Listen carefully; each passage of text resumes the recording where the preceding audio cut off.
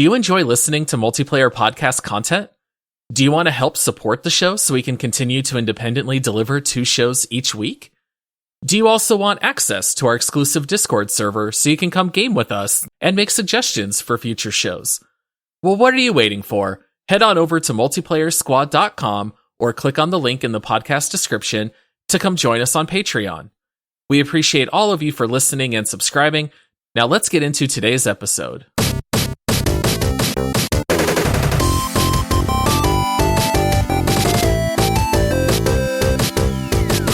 Hey, what's up, everyone? This is the Multiplayer Gaming Podcast.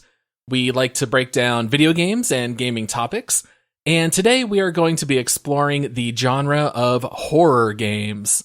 Ooh. I was really hoping you'd do that. Were you really? I was. That's funny. So turn on that nightlight, pull your covers over your head, and hold your breath while we talk about the scariest genre in existence. I am your host, Paul, and then with me, I can already see him shaking in his boots just thinking about the subject. All work and no play makes him a dull boy. It's Josh. Boo! That was scary, wasn't it? You know what's funny, man? I like, we're talking about horror games tonight, but horror games actually freak me out a little bit, man. You know? Oh, I've played a few with you. Yeah. I know they get to you. Yeah, absolutely. Yeah. You know that I'm a sucker for, screaming real loud and having a good time. So, well, our listeners might be wondering why we are talking about horror games with this bonus round episode and not an individual game. And we explained that in the last episode, but basically, long story short, Josh and I really wanted to finish Valheim, and we did. We finished it, but it did delay our next individual game episode. So today we're going to be breaking down horror games, and then next Monday we are going to do our deep dive into Cuphead, which is a horror game in a sense, but that's a story for next week. Now, before we jump into the horror genre, Josh, I think you have a couple of reviews for us. I did. We haven't read any reviews in a couple weeks, and so we've gotten a good bit of new ones, and we are getting really close to 200 reviews, which is our next goal. So if you're listening and you haven't left us a review yet, number 1, shame on you. Number 2, please, I'm begging you. But yeah, we're getting close to that 200. So, and as we like to do, we like to give some shout outs to our listeners and read the reviews on the show. So this first one comes in from Kellen James Milk. Not sure who Kellen James is Milk, or why he likes milk, or why he gives milk. I'm not really sure, but he titles it Best Thing in History. That's a lot to live up to. He says, "This is my favorite podcast in history. I will go to federal prison if I cannot listen to this podcast." Man, what? I'm calling your bluff, Kellen James Milk. Yeah, I was going to say, please don't commit any crimes on behalf of us, but we do appreciate the sentiment. Yeah, don't go to prison either, because I don't know if you can listen to podcasts in prison. Can you? I bet you can. But then you can't play games, and then that's terrible. So that's true. Yeah, you'll have to smuggle in a phone, but you won't be able to game. That's very true. So, all right, and then we have a this is a really in-depth review right here. So it's titled Cool. It comes in from High 1616. And this one includes me making some sounds, so amazing. And that's it. He or she literally wrote out inhales and then amazing. So I hope my inhale came through right there. Getting some verbal emotes in the reviews, huh? Yes. That's new. Yes. So okay, thank you, High 1616. I want people to start leaving reviews with crazy emotes, and then Josh will have to read them on the show. So I am fully on board with this idea. Okay. You know what, Paul? You asked for it. So, all right, one more. I wasn't going to read this one this time, but you know what? Fine. This one is titled, Great Podcast. Please do an episode on Minecraft. That may not happen. Oh. But this review comes in from, hang on, I got to, Taco Bacon, firework, red heart, light red heart, purple heart, silverware set. Wait, that's the username or that's in the review? That's the username. It's just their username okay. is a bunch of emojis, so I had to read out all the emojis there. So, well, Taco Bacon, thank you for the review. oh, and then the review was great pod. I highly recommend it. Please do an episode on Minecraft. No. Yes, Minecraft has been an uphill battle with me and Josh. We did do Minecraft Dungeons, but maybe for like our 500th episode, we'll do Minecraft or something like that, but we'll see. All right. Well, now that we've moved on from reviews, let's get into the horror genre. Now, I think this is going to be really exciting because we have not played very many horror games together. And I think for the most part, that's because most of them are single player games. I have no idea what games you're going to be bringing up. You have no idea what games I'm going to bring up. But I do think that it's going to be fun to talk about because of the emotions that come out with this genre.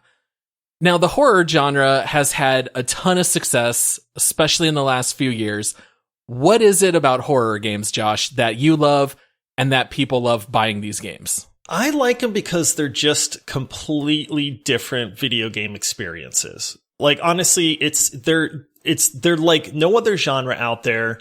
And while there are some shooter games that have horror elements and things like that, like if you get a horror game, it is unlike any other video game out there, in my opinion. So if you've got that itch to play something different, if you're tired of the sports games or the first person shooters or the RPGs, then there's like this entire genre of games. And the experience with them is honestly, if it's a decent game, and I'm sure we're only going to bring up, good games today, or a really terrible one that maybe stuck with us. But it's one of those things where the experience, there's not many games out there that can elicit an emotional response like horror games can. And like we hinted at the beginning, and I'm sure we'll get into here in a little while, like I have quite the big emotional response. I'm not like, it's not that I'm actually scared, but it's just that like I can't help but get caught up in the moment and then like scream like a little kid if like something scary happens, And so I like that aspect. I like that a game can make me feel a certain way and elicit that kind of response. Yeah, you're very much the perfect subject for this kind of game because you're along for the ride and you'll just buy in and you'll give the developers exactly what they were looking for. And I think that horror games are so great for exactly the reasons that you're saying. Maybe to flesh that out a little bit more, you can read horror books or watch horror movies, which of course have been huge for decades. But when you play it as a video game, it's so much more immersive that I think it's much more effective at producing that kind of fear because not only do you have the scary audio, the scary atmosphere, but you're also controlling your player. So if you're trying to run away from someone with a chainsaw, or if you witness some kind of horrific event and it's more of like a psychological horror type of game, that really sinks in where you are fully in the shoes of the character. And I feel like video games are just the perfect vehicle for the horror genre. And so I feel like the suspension of disbelief is so easy with games, especially if you're wearing headphones and playing in the dark. It's so easy to just get sucked in. Yeah, it really is. And I mean, one thing too that I appreciate is that there is a wide scope of horror games. Like we're a family-friendly podcast, right? So people think horror and then they think, oh, well, I can't ever play those games or, they're too gory or something like that, but there's a lot of horror games out there that rely on atmosphere more than anything else. Mm-hmm. And to me, that's awesome, right? Like, don't get me wrong. There's some horror games out there that should not be played by younger kids, but there's a plenty of them that it's just the suspense. It's just the atmosphere that is like, dude, like I'm going to talk about one game. It might be on your list too. That is freaky, man. But there's hardly anything in the game that is like gory or like inappropriate. You know what I mean? As far as that goes. And I really like it when they can they can find that balance, between like, hey, we can create this atmosphere, but we don't necessarily have to just rely on like blood and gore or, murder and death and that kind of stuff. I mean, don't get me wrong, some of these games will have that, but I like that there's that wide variety in that mix. Yeah, it's exactly like you see in movies. You can have your slasher gore fest movies, but then you can also have PG-13 movies that are almost more of like those horror thrillers like The Ring or What Lies Beneath. And personally, that's more my jam anyway. I am not so much a fan of just the slasher gore for the sake of being ultra violent and gory. But I think that's a really good segue because let's talk about some of those different subgenres within horror games. So I took a look on Wikipedia and they divided out between a couple subgenres, and I thought it would be fun just to very briefly describe what they are, and then maybe we can just talk a little bit about which ones we enjoy the most or which ones we don't like. So, unlike RPGs, this is a very short list. Okay, so for RPGs, when we did that last time, we talked about how there's like 15 subgenres. I've only got 4 for you here. So the first one is going to be action horror, which is very self-explanatory, right? They are fast-paced. It's based more on fighting than surviving. This is going to include titles like Dead Space, The Last of Us, and also some of the Resident Evil titles like 4, 5, and 6, where it's very much based on the guns and the shooting. And then you also have your survival horror games, which is probably what most people think of first. That was my thought. That's when you have limited resources and you're just trying to survive through the end of the game. And so these tend to have puzzle elements. These are things like the very early Resident Evil titles that were much more survival based. Then you have psychological horror games, which focus more on emotional, mental, and psychological states rather than through monsters and jump scares. And what I liked that Wikipedia said is that the fear comes from what is not seen. For example, it could be unreliable perceptions, questionable sanity, or unreliable narrators.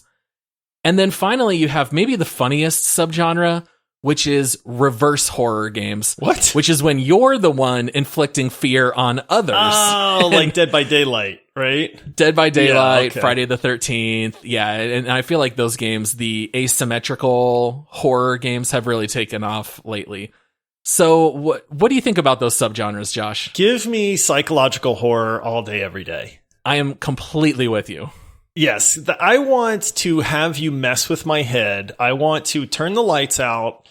I want to not know whether something is real or not. Like, what is that sound? Did I just hear something? Is it close? Is it far away? Oh my goodness, did that door just close? Like, I want that slow build of terror. And it's like they said, sometimes what you can't see is scarier than what you can see. And so I want a game to mess with my head 100%. Like, I like survival horror and the action horror. Like, don't get me wrong, like Resident Evil series is phenomenal. But if you're saying, hey, pick a genre within horror that is your favorite, psychological horror, hands down for me. Yeah, I definitely agree with you. I definitely have a soft spot for really good writing. And a lot of times that comes through slowly building up that horror where you are figuring out some kind of mystery. So maybe you're trying to uncover something and you're learning more about it, and then the dread kicks in over time. Or maybe your character keeps witnessing different events and now the character is slowly losing it. And I think those make for very interesting stories. The only one on that list I don't like are the reverse horror games. I just don't really get a kick out of running around trying to murder other people in a horror setting. I don't mind shooting my friends if it's like Overwatch or something like that. There's just something that gets a little too real when it's in a horror game. Like, I don't like playing Dead by Daylight where I gotta grab you and put you up on a hook and then watch you squirm and die. That's just not really my jam. But I'm with you. Psychological horror all the way. Action horror, sometimes. It really just depends on the game. How come there's no RPG horror? Since we talked about RPGs not that long, can you think of a good role-playing game that's like a horror-based role? Like Vampires, the Masquerade? I've not played that, but I think that's in that genre. I don't know. Yeah, I can't really think of any. Maybe there are some goofy vampire games that I've just never played. maybe some of them are, but I don't know. I have never played the Vampire series. Like, I know there's Vampire Bloodlines, Vampire the Masquerade, and some others, and they're popular amongst people that like them, but I don't think I've ever played any of them. So, yeah, I guess RPGs are too slow to kind of really lend themselves to being scary. I'm not sure how they'd go about being scary. Right. You're out of healing potions. Ah! Yeah, exactly.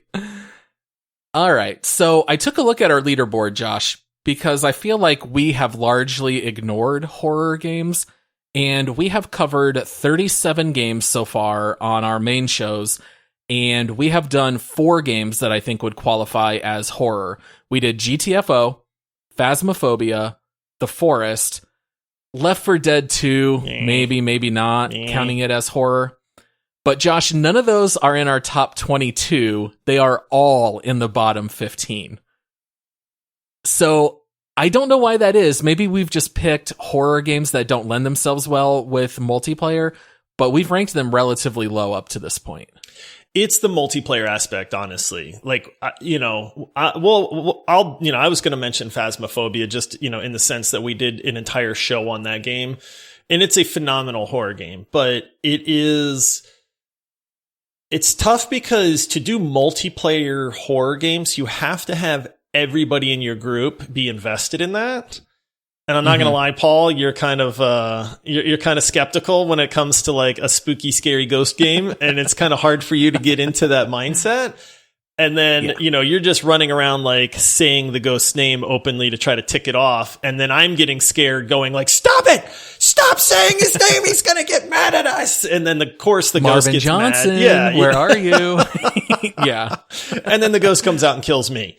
But I think it's, you have to get everybody in the right mindset. And that can be hard to do in a group of friends. I think horror games definitely lend themselves to single player experiences so that you can turn the lights out in the room, put your headphones on, and like get into that spirit of things. And then I think it's a lot more effective at that point. Yeah, I think a lot of it also has to do with the fact that when you are playing multiplayer, you are inevitably chatting with one another during slow parts and you're talking, and it does kind of break that immersion. So when you're playing single player, I think it does work better. So I think that's probably why most of the games that I have here on my list are single player games. They're not all games that I loved, but they are games that I thought were very memorable within the horror genre. I'll say this, GTFO is a great multiplayer horror game. Like that game, we have not played that game in quite some time. So I'd be curious to go back and see, but there's few horror games that are multiplayer that can elicit the kind of suspense that GTFO does. Like creeping through those areas with the sleeper guys, and then like seeing them start to light up and their hearts beating and stuff, like that's freaky, man. Like that'll definitely get your adrenaline going. Oh yeah, and especially one thing that we haven't really talked a whole lot about is the role that audio plays in horror games. I feel like usually sound doesn't matter all that much, but it definitely adds to the atmosphere. So I was thinking like in GTFO, whenever you would accidentally aggravate one of those, one of the monsters that would have the tentacles, like the screamers, whatever those were called, and you would hear the scream and see the flash of light, and then you would just hear all the monsters start to run toward you. And that can be so incredibly effective that I felt like GTFO always had that down really, really well. Yeah. Yeah, absolutely. And so the last thing that I wanted to bring up before we start talking about individual games is just the fact that horror games have also really lent themselves well to games that are streaming online. The whole Let's Play movement, a lot of that was built on people like PewDiePie playing games like Amnesia, getting in the mood, really being emotional in all of their responses. And so I do think it also lends well to watching other people play horror games. And I feel like that's really just risen the genre as a whole, where when we brought up a list of horror games, off the top of my head, I thought, man, I've probably only played like 6 or 7. But after looking through a list, I had actually played like a good 20 to 24. I was really surprised once I actually broke it down. Yeah, I started looking through. It's kind of weird because if you look at a list of horror games, like there's some games on there that it's like, I don't know that I'd consider that horror. You know, like I think you had mentioned like Wolfenstein is on that list. And it's like, yeah, that's just a shooter. Unless Nazis are really scary and you're considering those like horror-ish, then like I don't really consider that like a horror game, you know. And like the Resident Evil series, like, yes, there's definitely scary elements to that, but that's almost borderline for me. You know what I mean? Like it's the series has gone kind of a lot of different avenues there. Like you said, kind of like the survival and then the action. And I mean, I get that there's monsters and zombies and there are the jump scares and stuff like that, but it's almost like my brain instantly goes like a step beyond that to where it's like, this legit has to be like scary. There has to be like scary moments in this game to qualify. Yeah, Resident Evil is kind of interesting because Resident Evil 4 is one of my favorite horror games, and I didn't even put it on my list because so much of that game is just pure action. And the game is relatively fast-paced compared to most horror games. Usually in horror games that are especially survival-based, they really hit the brakes, and these games tend to be more stealth. It's a lot of hiding, and it has more elements like that. And I think that since Resident Evil 4 was just so popular, they really leaned into the shooter aspects of it, but they have returned back to more of the roots of horror. So Resident Evil 7 was more like that. And then I also played on PS5 the demo for the upcoming Resident Evil, and it's very much just straight up horror. Yeah. Like you wake up in a cellar and you're walking around and you're reading all these notes written and you find out about people who are being abused on the property, and there's like torture instruments and there's blood everywhere and you have to sneak around with ghosts in the house. And then there's this 9-foot sexy vampire lady who comes out of nowhere and broke the internet for a week. And so, you know, Resident Evil is kind of an interesting one, but I feel like they're kind of going back to those roots after going full action for a bit. Was it 7 or 8 that was in the farmhouse? That was like the first person perspective in the farmhouse. I think it was 8, but I don't think 8 is out yet, right? It must I think be that was 7. So 7, I have 7. Mm-hmm. Yeah, and it's like it takes place in the farmhouse. There's the weird like old people that live there, and it's pretty freaky. I didn't actually finish that, but that was very atmospheric. So I did like that they were getting more towards like the horror genre in that regard. I mean, it's kind of hard to beat the early Resident Evil games, you know, as far as some nostalgia and stuff goes too. But I would definitely qualify the later ones as more horror than action. Yeah, definitely.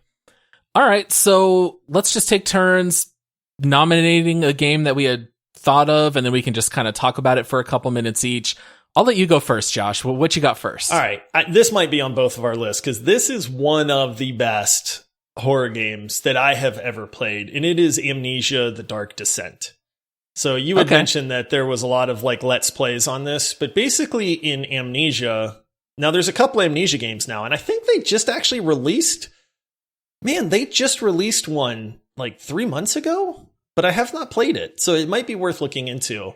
But The Dark Descent is this game where you wake up, you're just some dude, you wake up in like a castle.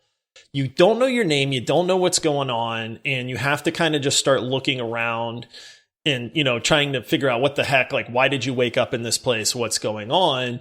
And it's like you said, you know, you start finding notes that people left, and you start to realize very slowly, like this game is one of those games that has like the very slow burn to it.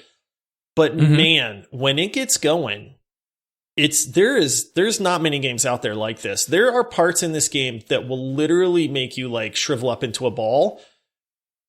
And it's one of those like something is after you, something is chasing you, but it's invisible. Like the whole time it's invisible, but you'll be walking through some sewers, right? And it's like, it's just, you know, good sound, that kind of thing. And then all of a sudden you'll start to see footprints like in the water, in the sewers. Oh yeah. And then you're like, wait a minute, what is that? And then you'll hear the steps like, boom, boom. And then you're like, oh no. And then the music starts going, and then your guy's heart starts pumping, and then you just freak out, man.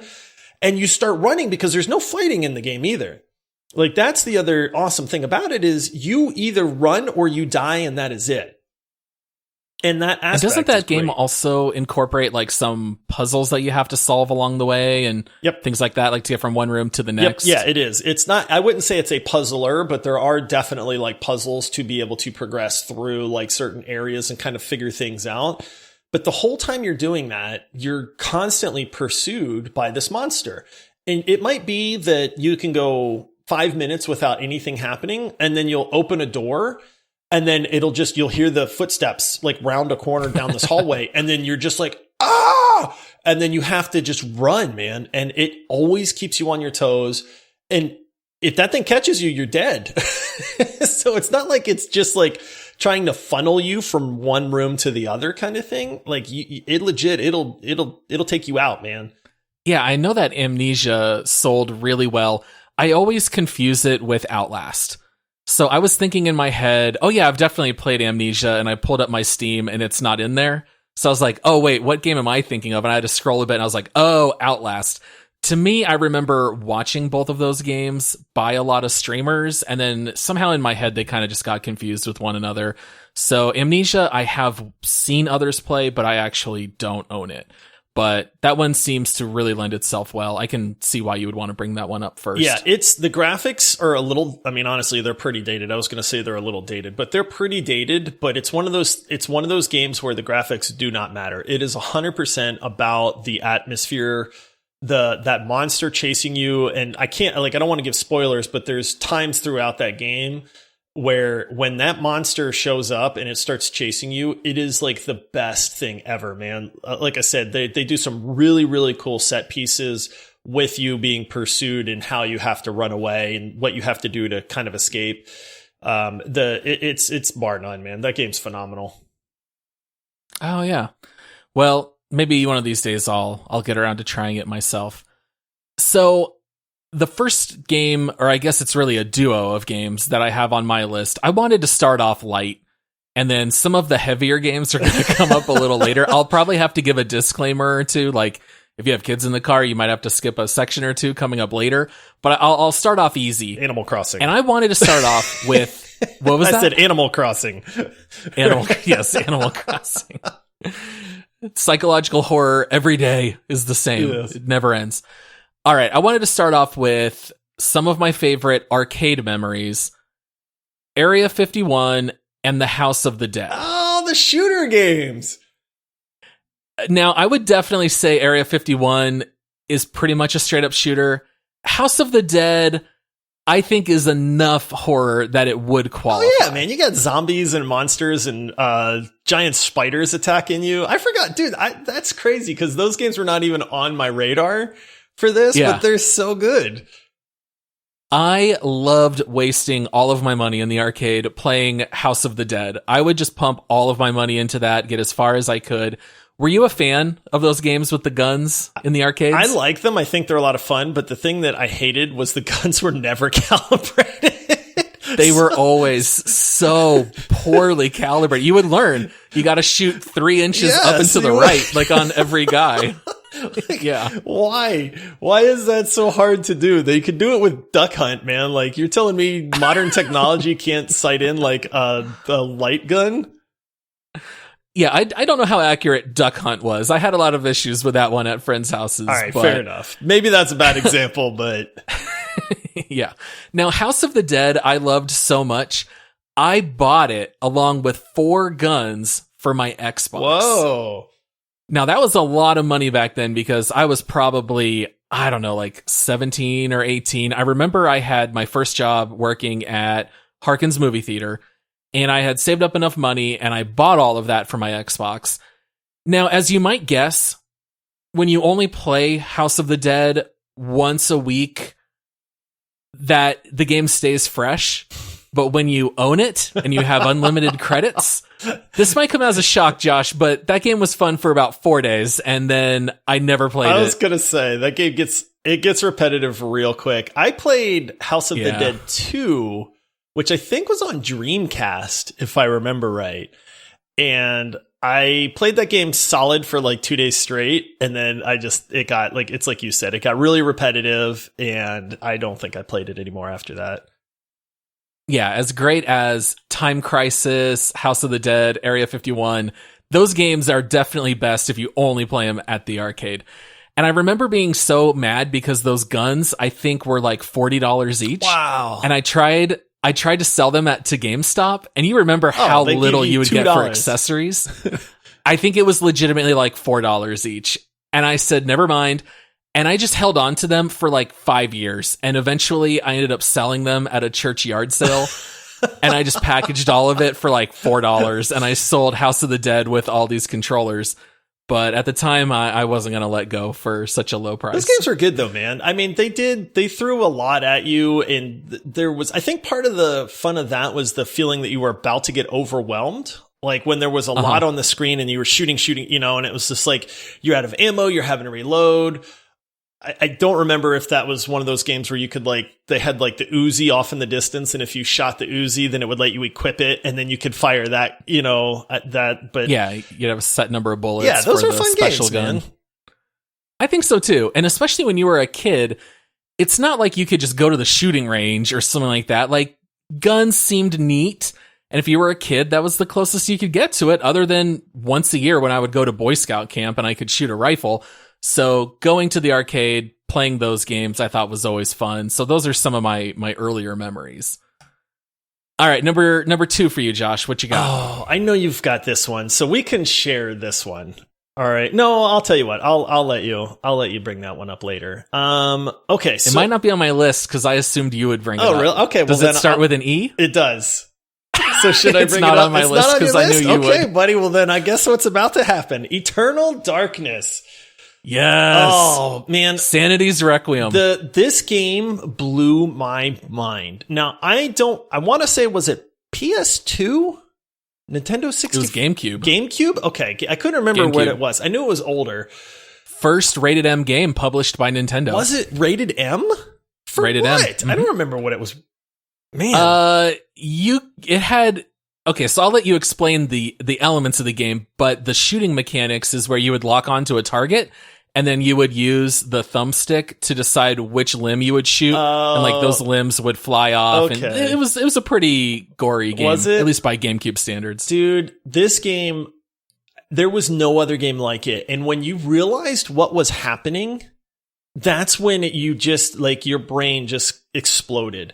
Like, I remember playing this game, and it plays like a lot of other games out there. Like you said, it's kind of like a shooter, and you're just going through these levels, and you're kind of exploring around, and you have to, go find something. And there was very light puzzle elements and stuff like that. But what I remember happening was slowly going insane. And then I'm like, okay, like, yeah, that's fine. My guy's going insane. No big deal. And then I'll never forget, she was my girlfriend at the time. She's my wife now, but I remember her turning the volume down on the game.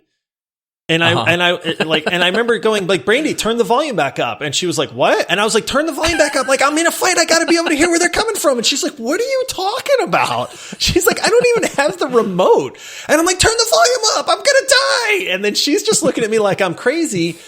And then that's when it dawned on me that it was the game. It was in the game. It was in the game, man. Like the volume meter would pop up and the sound would go down. Dude, that game would mess with your head. Yeah, it was the first game I ever saw that would break the fourth wall. And so they just played with that element, knowing that you're playing a video game and they are going to play on that. So as your character would slowly go insane, you might start hearing babies crying in the distance, or all of a sudden your vision would get really blurry, or you would get the volume, which would suddenly turn down, where you'd get that bright green volume meter that would go down and the sound would cut out. But my favorite one is that it would pop up and say something like, your memory card is full, deleting all game saves. And it would start counting up from 0 to 100%. But that was just because your character was going crazy. Yes, there were so many good ways that it would mess with your head, man. You would think you're getting, like, there was in-game stuff, which was fine. Like, you would think you're getting attacked or a zombie was latched onto you, and then all of a sudden they would disappear and your guy's like, what? Like, what's happening? But it's like you said, man, the the instances like the turning the volume down or that your memory card was getting erased or your screen would go black, it would just say like power off and the screen would go black and it would just flash like power off in the top of the screen. And like, honestly, for a little while, you didn't know like what was the game and what was like, oh, your TV was messing up or your GameCube was messing up or something like that. And it's the first time I've ever seen a game do that. And honestly, like, I don't know that there's been a lot of games that have copied that like really well. I don't know that I can think of another game that's gone that route. Like maybe they just went like, like it was so good, like we're not really gonna to follow that or what. But I just remember experiencing that and then going like, this is incredible. Whoever thought about this is a genius to make you think that real world stuff is going on. Yeah, it was kind of a Hail Mary kind of move by the developers because it would be very easy if that did not work well, that you would call it gimmicky, you would say it pulls you out of the immersive experience, but instead it lent itself well to where they said your character is kind of losing their mind, losing this blur between reality and fantasy, and then the same was happening with you. And I did think it was clever. So that game had a health meter, a mana meter, and a sanity meter. And those were the three that you had to manage. Those were your three resources. And I also remember that as your sanity started to go down, that like rock statues would turn and like stare at you and follow you when you would walk around. So it was really neat in that the atmosphere of that game would suck you in and you could kind of, you always felt very nervous and anxious playing that game. It was very effective. It also helps that it was a really good game. Like the game itself was a lot of fun. It wasn't like this was like a terrible game with like neat gimmicks, but I seem to remember like actually really enjoying playing the game itself too at the time. So it was a lot, like everything put together made it a very memorable game. Oh yeah. I actually still have my copy from GameCube. It's my only GameCube disc that I have left, but I still have it, which is pretty neat. And I don't remember everything about the story, but what I seem to recall is that it starts off with a woman who is going either, I think her grandfather either just died or he's dying, and you discover this book that is like made out of human skin, and you start reading through it, and you start learning about these ancient spirits and how they were working through these power orbs, and then you start reading through the journal, and then you experience across different timelines, different people who had encounters with these spirits. So I remember you start reading the journal about this Roman soldier, and then all of a sudden, finger snap, you are this Roman general with Roman era swords and shields, and now you're playing in the desert. And I thought that was really neat. So you get to play, I think, like in the Civil War times and modern day, and it was very inventive. Yeah, it was. I love when games do groundbreaking things like that. And that one, to this day, dude, I probably haven't played that game in 30 years, to be honest with you. And it still stands out to me, you know, those memories. Like I said, blaming my wife for the volume and stuff like that. Like, kudos to those guys. Yeah, super memorable. All right, the next one that I have here on my list is a game that I have not played in a long time, but I'm thinking about picking it up for PC. And that's a game called Alan Wake. I have never played Alan Wake, to be honest with you, and I've heard of it many times, but I know nothing about it. Okay. I really loved this game because you guys know how much I love TV and movies, and Alan Wake was very much set up like an episodic TV show. And so the game was split up. Instead of being different quest lines, it was episodes. And when you would finish episode 1, it would usually end on a cliffhanger. And then when you would start the next mission, they would say, previously on Alan Wake. And it would show you all these flashbacks of the important storyline elements in case you had forgotten since the last time you played.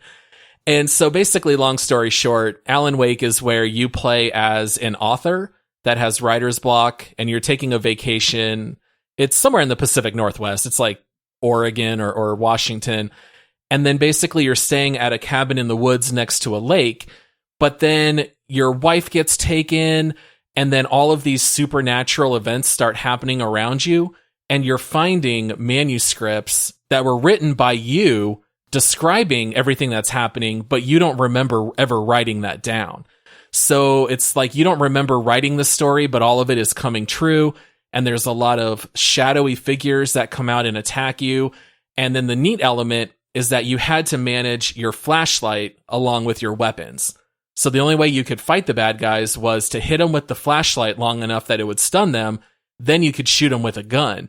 So you had to manage ammo for your gun, but you also had to manage batteries for your flashlight because they would run low and you'd have to swap them. That's the worst. I hate games that do like the whole like light thing. That reminds me in that the Amnesia, you can get like lanterns and stuff, and finding fuel for the lanterns is like really critical. And I get it adds the suspense, but I hate that feeling of like, no, I'm out of batteries. It's like, no. Yeah, there'd be nothing funnier than getting slammed on by like 3 shadows and you're swapping out these batteries and this flashlights that way you could fight them. But Alan Wake was a lot of fun. I remember really loving it, and I think it's had some updates for PC, so you might be able to like play it nowadays in 4K and stuff, which I think would be neat. Last thing I'll say about Alan Wake is that it has tons of references to other movies, which is kind of neat. So there's a hedge maze that's exactly like from The Shining. Oh, so really? That's in that's there. Cool. Uh-huh. You're constantly being attacked by birds, like the Hitchcock movie. And it's a lot like the TV show Twin Peaks. I don't know if you ever watched that, but the city is exactly like the city of Twin Peaks in the TV show. So Alan Wake was a really fun, memorable one. I've heard really good things about that game. I've never played it, and I probably never will, to be honest with you. But I seem to I don't know of anybody that's brought it up that hasn't brought it up in at least like a favorable light. So it seems to be one of those games that, you know, people really enjoy that have actually played it. Yeah, I know it had quite a bit of DLC as well that continued the story, so someday I'll have to get around and check that out. All right.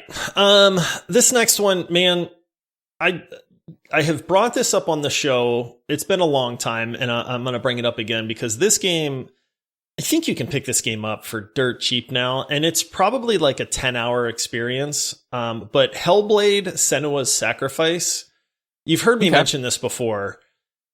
And this game, it's such a hard game to describe because there is a lot of action, like fighting involved, but then there are very long stretches of this game where it's like you're just kind of almost like playing like a story, if that makes sense. You know what I mean? Like where it's a lot of like walking through these levels and then like listening to your character or seeing what she experiences.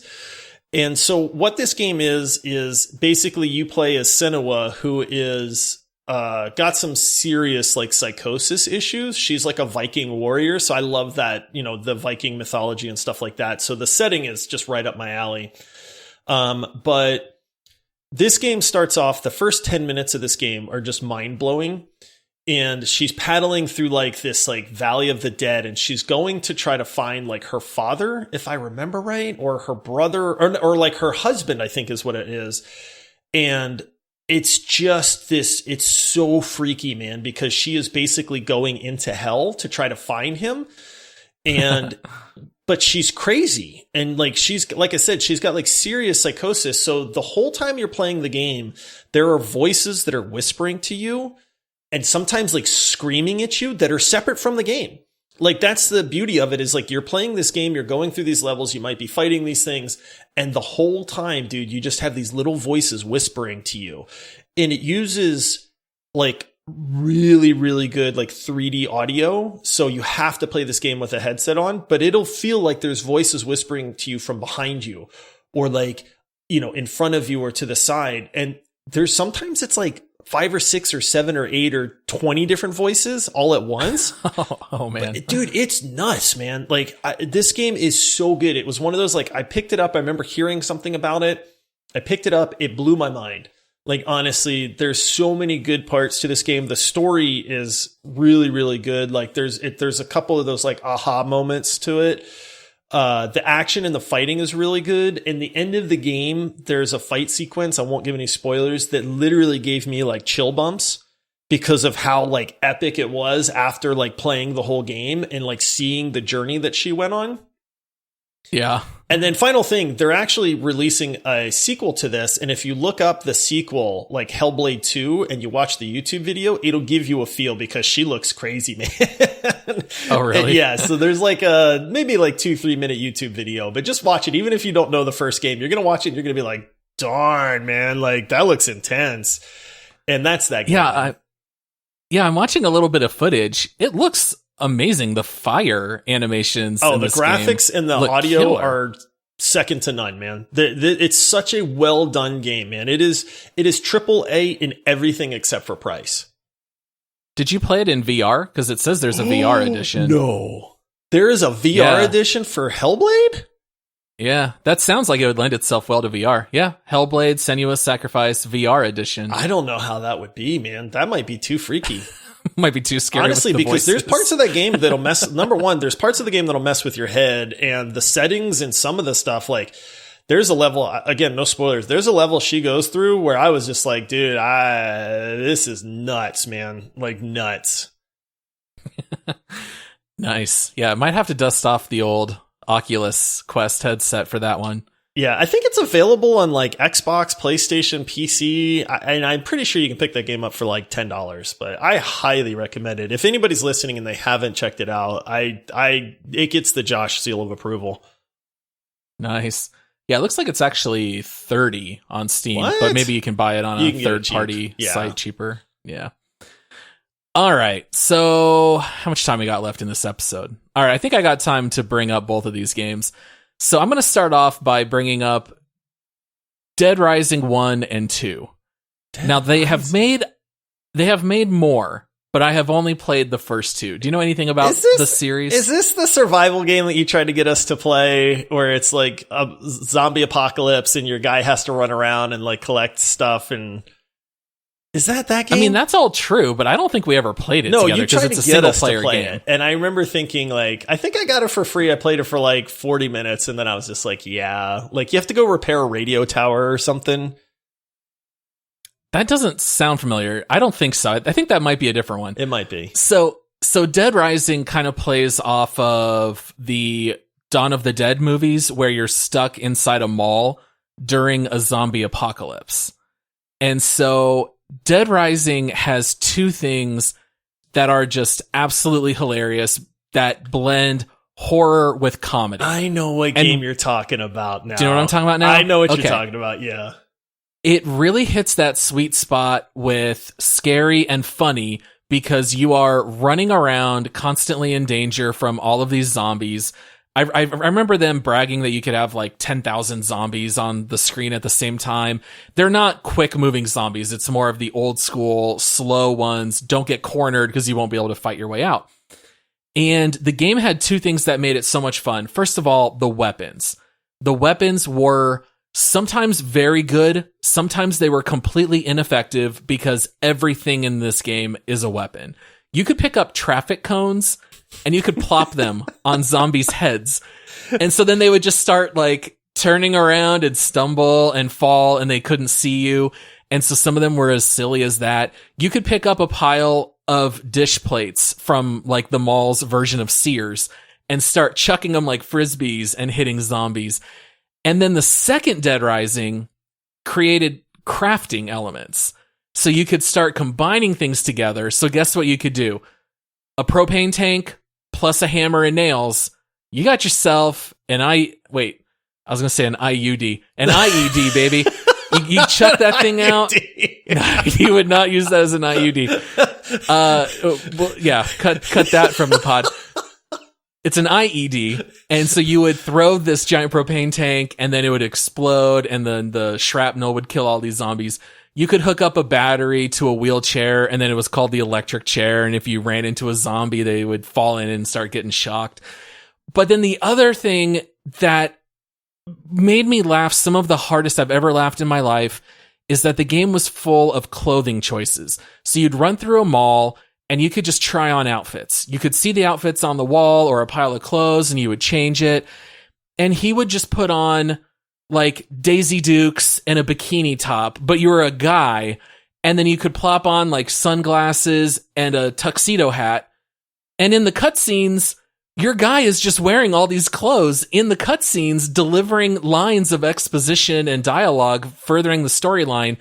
And none of the other characters ever comment on your clothing. So you would look like a complete psychopath. And I just remember cackling with my wife's cousins because we would all play this together. And the Dead Rising games hold a special place in my heart. They were so funny.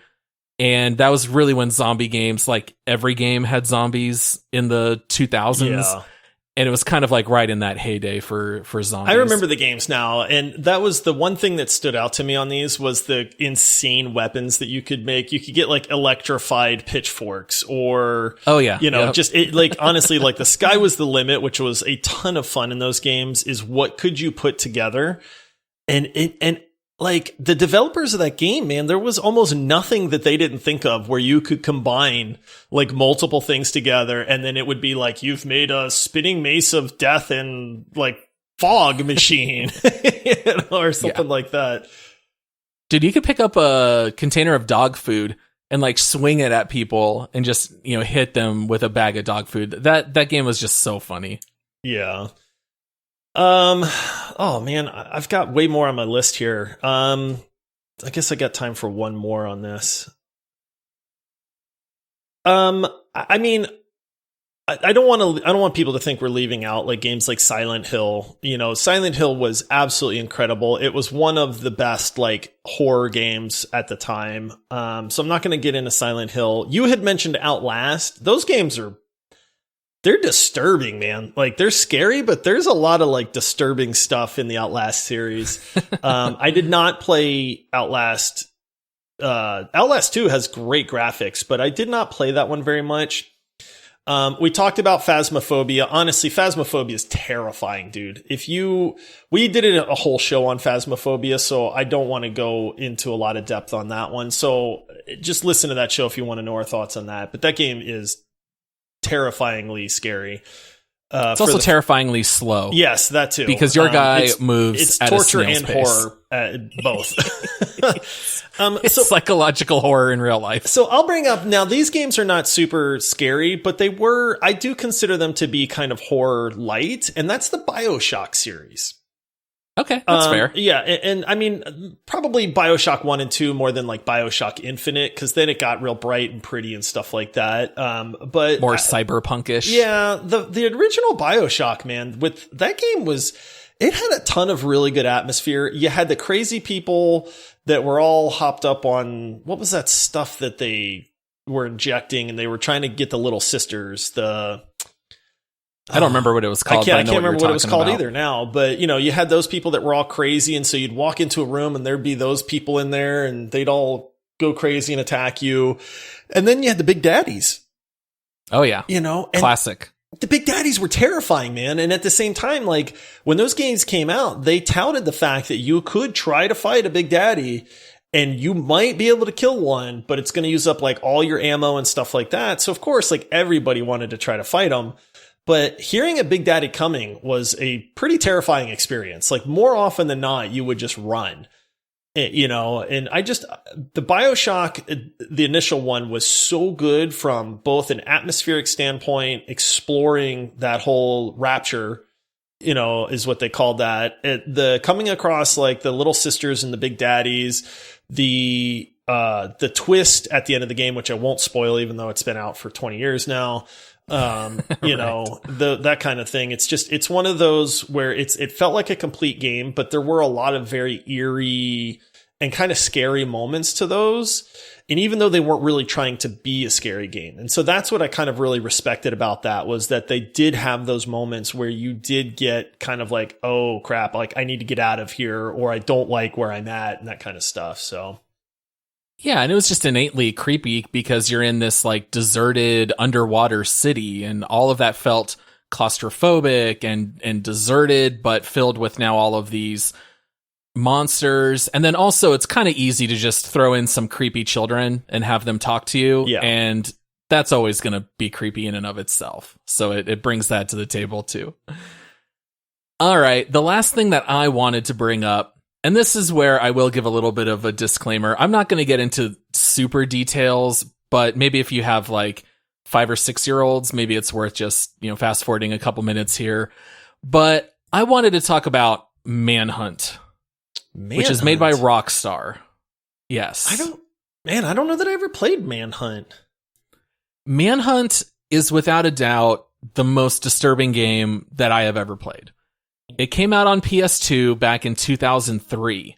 So this is going back pretty far, but this was a game that was ultra violent with a lot of different items and weapons. So the premise of this game is that you are a criminal who is on death row, and they take you to go execute you by lethal injection, but you wake up and you have an earpiece in your ear, and he says that he's the director and that you can win your freedom. All you have to go do is go kill these people in really violent ways because he's producing movies that show that, and there are CCTVs everywhere, and the more violent they are, the more his audience will love it. And so over the course of the game, you start off with like plastic bags, and then all of a sudden you start getting more like knives and blades, and the game ends with like chainsaws and weapons. It's like Saw. And yeah, a little bit. And what's funny is I have a quote here from a Rockstar employee who worked on Manhunt. And in 2007, former Rockstar employee Jeff Williams revealed that even the game staff were somewhat uncomfortable about the level of violence. Quote, "There was almost a mutiny at the company over that game.